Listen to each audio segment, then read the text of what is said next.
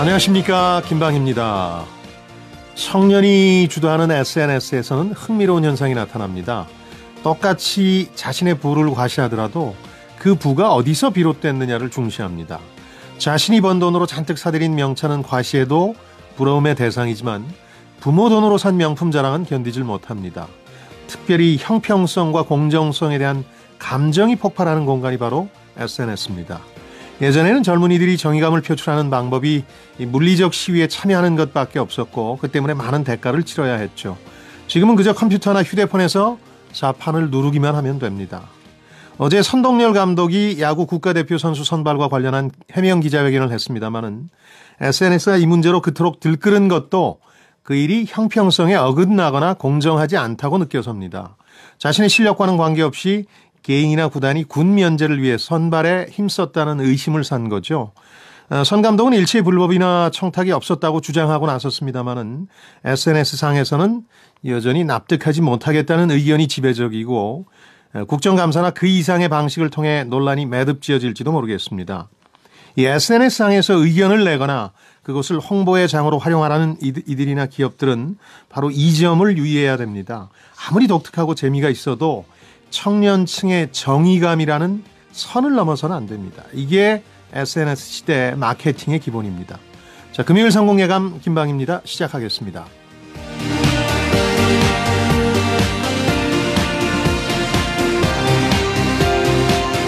자, 오늘 금요일 원탁의 기자들이 여러분을 찾아갑니다. 사업 운영하는 기간이 평균 5년이고 하루 평균 114개가 생겨나고 동시에 66개가 문을 닫는 산업 뭐겠습니까? 바로 프랜차이즈입니다. 프랜차이즈. 물론 경기가 안 좋다 보니까 문 닫는 경우도 많습니다만은 장사하는 분들 마인드, 자세에 대해서도 우리가 한번 생각해 봐야 할 것 같습니다. 최근에 이 분야의 한탕주의가 논란이 되는 경우가 많죠. 이 얘기를 먼저 나눠보겠고요. 이어서 택시업체가 카카오 계열사 앞에서 어제 집회를 열었습니다. 카카오가 카풀시장 진출을 추진하자 택시업계는 생존권이 위협받는다 이런 입장인데 이 문제도 함께 논의해보죠. 원래 금요일은 경제상식 퀴즈가 없습니다만은 비도 오고 청취자 여러분들께 좀 선물도 잔뜩 드릴 겸 해서 깜짝 퀴즈 방금 준비했습니다. 아주 쉽습니다. 2017년 11월 기준금리를 인상한 이후에 지금 우리는 금리를 동결하고 있습니다. 연 1.5% 기준금리인데 우리나라 기준금리를 결정하는 이곳은 어디입니까? 우리나라 중앙은행을 맞춰주시면 됩니다. 이 은행 안에서도 최고 의결기구가 금리를 인상합니다만은 그냥 오늘은 쉽게 우리 중앙은행 뭐라고 하는지 맞춰주시면 되겠습니다.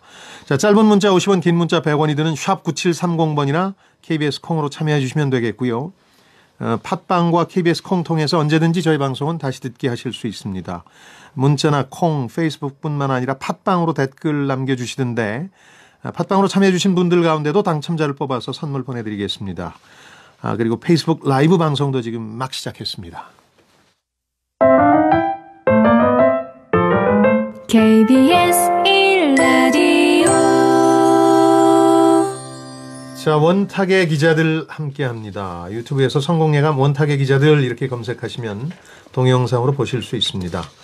자, 중앙일보의 고란 기자, 머니투데이 방송의 이대호 기자 두 분 나오셨습니다. 어서 오십시오. 네, 안녕하세요. 오늘은 외식업, 그중에서도 최근에 논란 많았던 프랜차이즈 외식업에 대한 얘기를 좀 해보죠. 많은 소비자분들 또 국민들이 그 골목 식당인가요? 그 프로그램 보면서 그 얘기를 많이 하더군요. 과연 상업한 젊은 자영업자가 그 자세가 올바른 거냐. 그 때문에 거슬려서 못 보겠다 이런 분들이 있는데. 어제 찾다 보니까 이게 골목 식당이잖아요. 근데 뒷목 식당으로 불린대요. 뒷목 잡기 한다. 뒷목 잡기 한다고. 이 처음에는 이제 과연 이 백종원이라는 사람이 과연 이게 프랜차이즈 하시는 분이잖아요. 그러네요. 근데 골목 상권을 죽이는 게 사실 프랜차이즈라고도 볼 수도 있잖아요. 하는 게 맞느냐. 이게 뭐 되느냐 말이 많았는데 막상 뚜껑을 열고 보니까 오히려 백종원이 아니라 나온 사람들, 청년들이 더 욕을 먹고 있는 상황인데 보면은 저도 봤는데 좀 답답하긴 하더라고요. 제가 이렇게 꼰대가 되고 아재의 시각에서 봐서 그런지 모르겠는데 뭔가 제가 해도 저거보다는 더 깨끗하게 주방을 관리할 것 같고 제가 해도 저거보다 더 손님 응대는 더 잘할 것 같고 이런데도 불구하고 그 고객을 대하는 마인드가 별로 갖춰지지 않은 상태에서 한다라는 약간 이런 꼰대적 마인드인데 이러면 안 되는데 그 반대로 생각을 해보면 네. 거기 나올 필요도 없이 장사를 잘하고 마인드가 잘 되신 분들은 거기 나올 필요가 필요가 말 그대로 없으니까. 없는 거죠. 그렇죠. 그렇게 네. 준비가 안 돼 있으니까 도움을 받는 거고 저는 굉장히 좋은 취지라고 보는데 네. 정말 잘 나가는 기업들 성공한 기업가들도 꾸준히 컨설팅을 받잖아요. 그렇죠.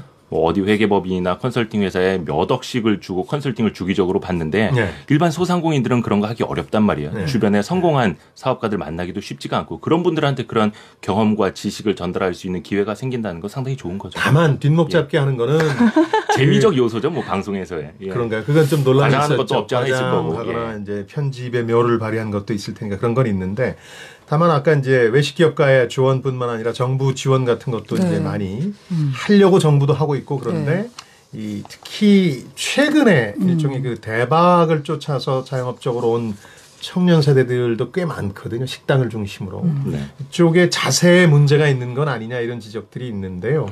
특히 이제 한탕주의 사례들이 네. 최근에 이번 주엔 특히 많았던 것 같아요. 근데 그거를 이제 아마 봉구스 밥버거를 말씀하시는 것 그것도 있고 같은데. 뭐 메이 쿠키도 그렇고. 네, 그 뭐 한탕주의라고 표현하기보다는 일단 그 아까 말씀드린 대로 자세가 왜 그러냐라고 이렇게 말하는 게 그게 대표적인 게 청년몰 사업이라는 건데요. 아하, 네.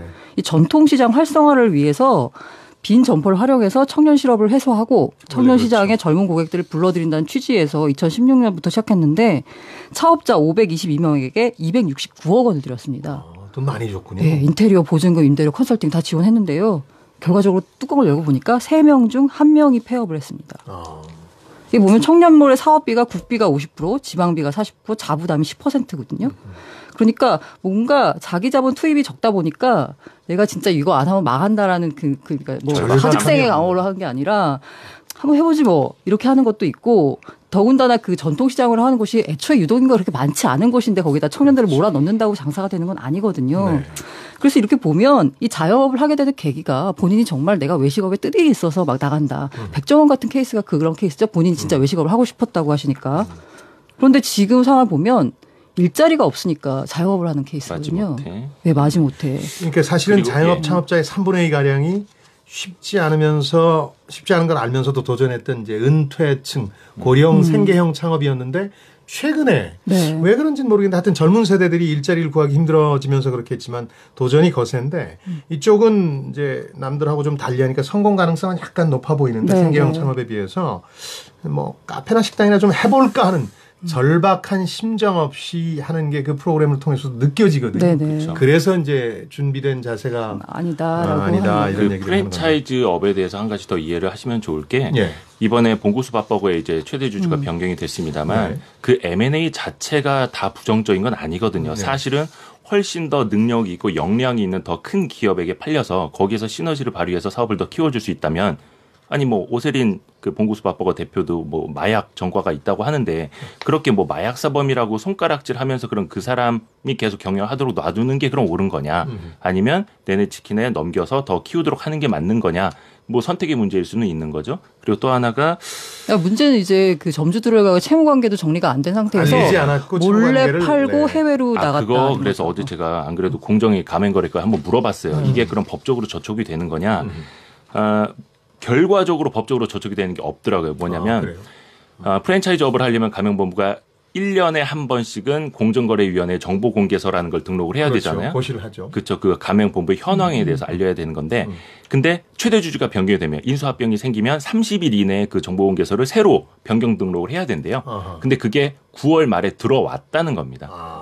해서 그거는 이제 법적인 문제는 없는 거고 다만 그러면 왜 이걸 점주들에게 알리지 않았느냐. 당연히 M&A가 되기 전에 이걸 알리는 건 말도 안 되는 거고요. 그렇죠. 중요 정보 사항이니까 기밀도 있는 거고요. 근데 한 달 동안 그 이후에도 왜 말을 하지 않았느냐. 이거는 이제 신의 성실 원칙을 다하지 않았다 해서 약간 도덕적인 비난을 받을 수 있는 거죠. 있지만 예. 법적으로 저촉되는 건 아니다. 그렇죠. 법적으로 채무 관계는 이제 아마 해결이 돼야 되는 법적으로 거고. 이제 네네네. 논란이 되겠죠. 그 부분은. 특히 이제 프랜차이즈가 사실 많이 문제가 되고 있는 것 중에 하나가 프랜차이즈가 가장 안전한 창업이라는 말을 이제 해외에서는 듣고 있어요. 네. 그 이유가 해외에서는 기본적으로 프랜차이즈 본사가 돈을 얻는 방법이 그 로열티, 가맹비잖아요. 가맹비라든가 로열티죠. 예. 근데 우리나라에서 프랜차이즈가 돈을 버는 방법은 일종의 그 물량 떠넘기기라고 해야 되나? 그렇습니다. 예. 본사에서 모든 걸 다 대줘요. 식자 대비 시가보다 같은 비싸게. 거. 마진 붙이. 예. 그다음에 인테리어를 인테리어를 그렇죠. 인테리어를 2년마다 한 번씩 해야 되는데 그 오너의 무슨 여동생이 하는 인테리어 회사 그렇죠. 이런 식으로 하다 보니까 되게 이상한 방법으로 해서 그 가맹 그 점주들을 이렇게 뜯어가는 구조거든요. 그렇기 때문에 프랜차이즈가 안 되는 건데 이렇게 되면서 이제 그 자영업자들이 나서는 그 케이스가 두 가지가 있는 거죠. 혼자서 그냥 하는 경우와 그다음에 프랜차이즈를 끼고 하는 경우. 프랜차이즈는 안전하다고 하는데 이런 식으로 해서 너무 돈을 벌기가 힘든 구조고 혼자서 하다 보니 노하우도 없고 아무것도 안 되고 자세까지 다 안 되니까 또 안 되고. 지금 일단 기본적으로 저는 자영업이 너무 많은 게 문제라고 하는데 우리나라에서 자영업 그렇죠. 비율이 미국의 4배라고 합니다. 그러니까 너무 많으니까 구조조정은 해야 되겠는데 그건 장기적으로는 그런데 네. 당장은 한 사람 한 사람한테는 고통이잖아요. 우리가 구조조정이라는 말을 너무 쉽게 쓰는데. 근데 저는 이 점도 하나 얘기하고 싶은 게요. 이번 주에 드러난 거는 이 미미 쿠키 사례도 그렇고 봉구수 밥버거도 그렇고 아예 그 젊은 창업자층 중에서 인기 있는 매장 기획을 잘해서 프랜차이즈로 확 벌린 다음에 팔고 이 바닥 뜬다.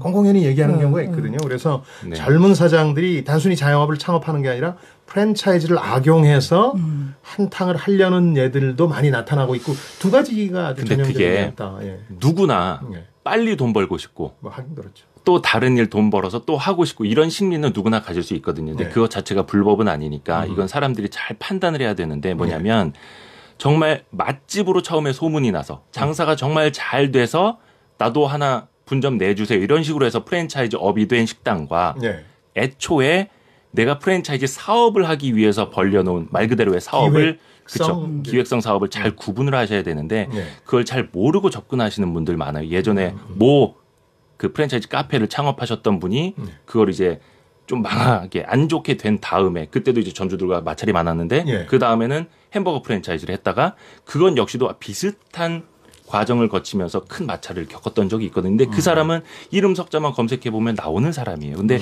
점주들이 그걸 모르고 그 가맹 사업을 했던 경우가 많거든요. 그러니까 그 옥석을 잘 가려야 된다 프랜차이즈의 경우에는. 그러니까 사실은 아까 고 기자가 선진국에서는 프랜차이즈가 이렇게 안정적인 창업의 어떤 대표 명사처럼 돼 있다 그러지만 실은 20세기 초에 미국에서 프랜차이즈라는 말이 사기라는 말과 동의어로 쓰였었어요. 그만큼 그쪽도 사기극이 많았던 거죠. 그러나 그 과정에서 이제 시장에서 옥석이 걸러지면서 이제 자리를 잡은 건데 우리도 옥석이 걸러지는 과정이라고 일단은 그러라고 그 공정거래위원회에도 가맹사업 홈페이지가 따로 있고 거기에 정보 공개서가 나오고 기업들 간의 프랜차이즈 가맹 본부를 비교해 볼 수 있고 하는 거거든요. 그러니까 당연히 점주들 입장에서는 평판 조회를 해보셔야 돼요. 이 사업을 하신 다른 점주들도 많이 만나보고 가맹 본부는 어떤 곳이냐, 여기에 오너는 어떤 사람이냐 이런 것도 만나보시면서 얘기하시면서 선택을 잘 하셔야죠.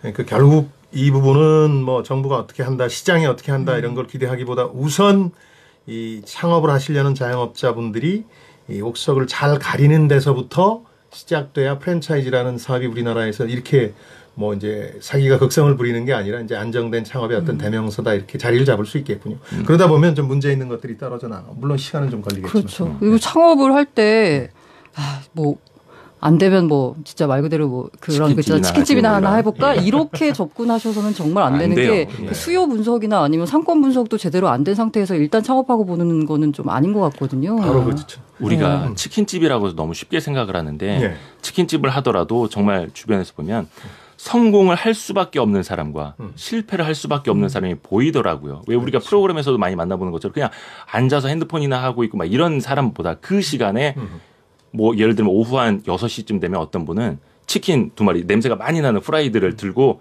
아파트 단지를 계속 돌아다닌다는 거예요. 그렇죠. 엘리베이터 타고 올라갔다 내려갔다 하고 거기다 냄새를 풍겨놓고 전단지를 살짝 떨어뜨려 놓고 오고 그런 식으로 해서 계속 영업을 하는 거죠. 그리고 또 하나가 정말 잘못된 거 하나가 왜 쿠폰 10개 모아서 주문시키는 고객하고 싸우는 사장님들이 있어요.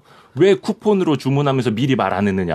그럼 나는 더 적게 넣어줄 건데 이렇게 생각하시는 분들 많거든요. 그 정말 잘못된 거고 10개 쿠폰을 모았다는 건 최고의 단골 고객이라는 뜻이에요. 그런 분들한테는 사이다라도 한 병 더 보내드리고 양이라도 더 많이 보내드려야죠. 근데 그런 분들이 실제로 많이 갈려요. 주변에서도. 특히 이제 생계형 창업에서 최근엔 젊은 세대의 창업이 문제가 되는 상황에서는 이 말씀도 드리고 싶은데요.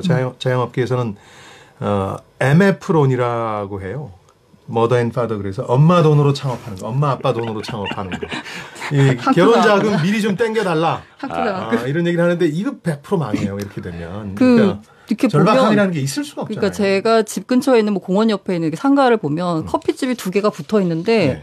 한 곳은 사람이 항상 많아요. 근데 한 곳은 사람이 없어요. 보면은 그 없는 곳에서는 그 이제 젊은 그 친구가 주로 이렇게 핸드폰을 보고 계시는데 뭔가를 하고 있고, 그러니까 너무 이렇게 가고 싶지가 않은 거예요. 들어가고 그렇죠. 싶지가 않은. 근데 한쪽은 맞아요. 굉장히 접객 태도가 좋아서 이렇게 지나가다가도 뭐 이렇게 뭐가 새로 나왔다고 이렇게 맛보시라고 이렇게 보여주고 뭐 이러면서 그게 적극적으로 고객한테 다가서거든요. 그러니까요. 이게 뭐 자영업의 문제를 근본적으로 고칠 수 있는 건 아니지만 그 개인들로서는 역시 그 절박함을 가지고 그야말로 목숨 걸고 도전하는 사람들이 성공하는 시장이고 그런 과정을 통해서 아까 얘기한 뭐 프랜차이즈 사기라든가 이런 것들도 좀 걸러지지 않겠나. 자영업이 어떻게 보면 정화되는 것도 창업하려는 자영업자 개인들한테 상당 부분이 달려있다 이런 부분도 물론 자영업 전체의 문제를 해결하는 건 아니에요. 이렇다고 그래서 뭐 정부가 해야 될 일도 있긴 하겠습니다. 정부가 보면 좋은 일자리를 많이 만들고 자영업에 너무 그 치중된 이 경제 구조를 바꿔야 되는 건 맞지만 저도 이렇게 구조적인 문제를 항상 해결해야 돼라고 얘기하면서 개인들에 대한 그 얘기는 별로 안 했었거든요. 근데 그렇죠. 나이가 들다 보니까 그런지 모르겠는데 이것도 문제지만 이 개인들을 그냥 무시하고 야 모든 걸 다 사회와 구조의 탓으로 할 수 있는 것만은 아니잖아요. 그러니까요. 태도에 문제가 있는 거니까. 태도 얘기하니까 그렇지만 여기 우리 고 기자나 이 기자 같은 경우도 이 비 오고 그러는데 또 이 생방송 한다고 공부 열심히 해서 또 와서 이렇게 하는 거 보면 이런 절박함을 가지고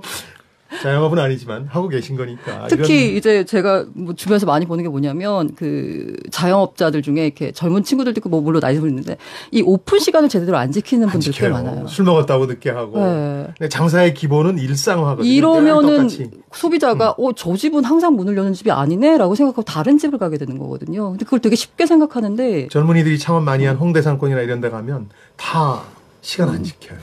그건 장사의 기본이 안 돼 있는 거 아니겠어요? 이거 지금 아재들 모여서 그런 시간이라고 지금 알겠습니다. 자, 오늘은 이 정도 해야 되겠군요. 이 주제에 대해서는.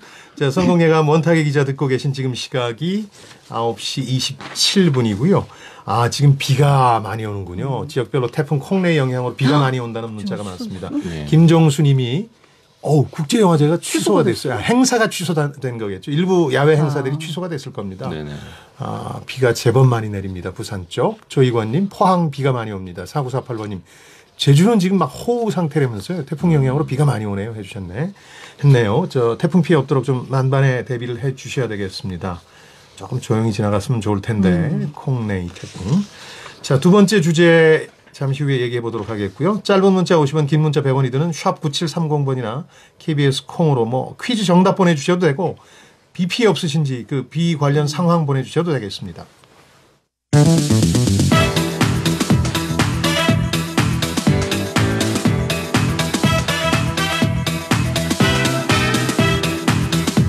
경제를 듣습니다.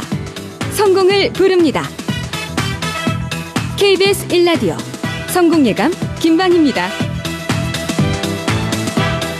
네, 정답 어김없이 다 맞춰주시네요. 저희 프로그램 청취자분들이 그 정도요. 경제나 경영에 대한 이해 수준은 높은 편이죠. 네.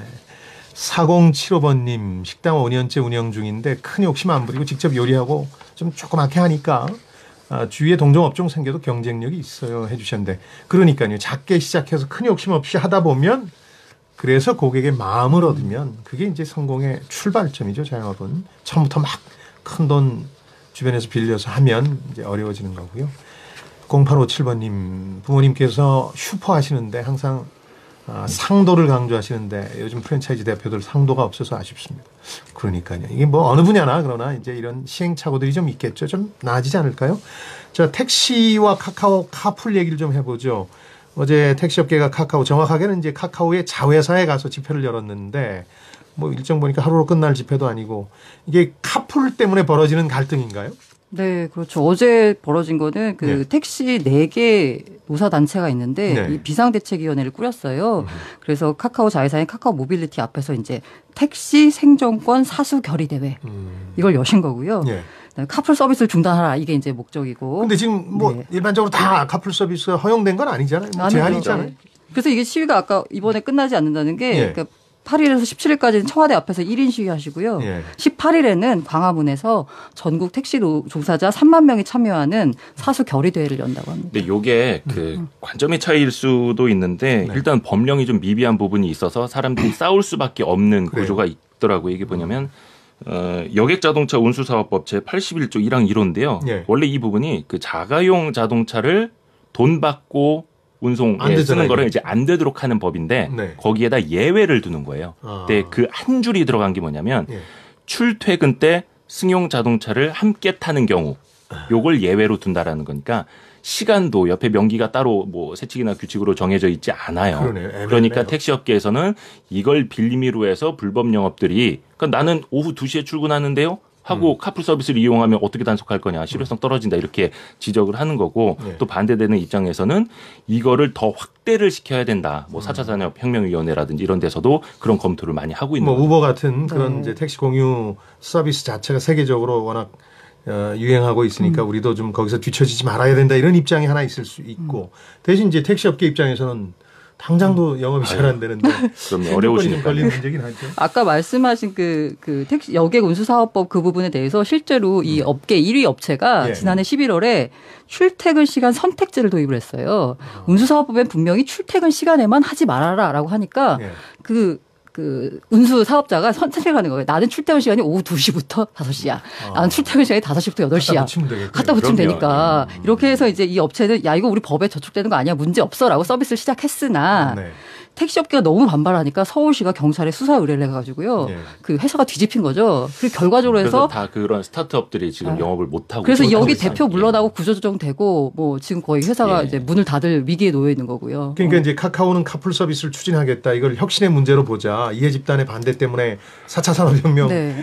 신산업이 들어올 수 없는 거다. 이렇게 반대하고 그 택시업계 입장에서 보자면 또 생존권이 달린 문제니까 참 그 갈등의 골이 깊을 수밖에 없고 답도 잘 안 보이네요. 근데 제가 저도 아마 소비자의 입장이니까 이쪽 그 카카오 쪽 입장이 약간 치중됐을지도 모르겠지만 소비자는 이제 편한 게 예, 최고니까. 이게 생존권 문제도 있지만 예. 그 생존권이라고 하는 게 택시를 안 타서 이제 생존권이 위협받는다는 거잖아요. 네. 근데 출퇴근 시간대 보면은 택시를 타고 힘들다. 싶어도 탈 수가 없어요. 지금 카카오의 지금 애초에 시도는 뭐 나중에 크게 봐서는 어떻게 될지 모르겠지만 일단은 출퇴근 시간대에만 자기들이 카풀 제도를 운영하겠다. 왜냐하면 그때는 수요와 공급이 불일치가 되기 때문에 공급을 좀 더 늘려주는 이 카풀을 좀 땡겨 와서 좀 쓰겠다라는 거거든요. 근데 이것까지 지금 택시업계가 반발하고 나서는 것은 그러니까 소비자 입장에선 반발이 커질 수가 있죠. 특히나 이제 택시 산업이라는 것 자체가 그러니까 모든 경제 논리 이제 수요와 공급으로 설명을 할 수 있는데 네. 수요와 공급의 왜곡이 가장 심한 산업 중에 하나가 저는 택시 산업이라고 보거든요. 그것도 말씀하신 거죠. 시간대마다 시간대마다 다르잖아요. 다르죠. 출퇴근 시간대 그리고 밤 늦은 심야 대중교통이 끊겼을 때는 안 정말로 잡혀요. 웃돈을 줘도 못 타는 게 택시고 그런데 낮 시간에 유동인구가 별로 없는 시간에는 택시들은 다 놀고 서 있고 있어요. 놀고 계시고 그러다 보니까 그러면은 번잡한 시간대라도 좀 활용을 할 수 있도록 하자. 이게 그 아까 말씀드린 운수사업법의 취지거든요. 네. 근데 다만 이제 이런 건 있잖아요. 그렇게 시간대별로 하다 보면 아까는 약간 그 법을 편법이 애둘러서 있죠. 이제 네. 한 거지만 결국은 이제 아예 그 공유 서비스 자체가 자가용 공유 서비스 자체가 확산돼서 택시업계가 절멸할지 모른다는 위기감은 있을 거 아니에요. 그 우버 반대 이렇게 검색을 해보면요. 예.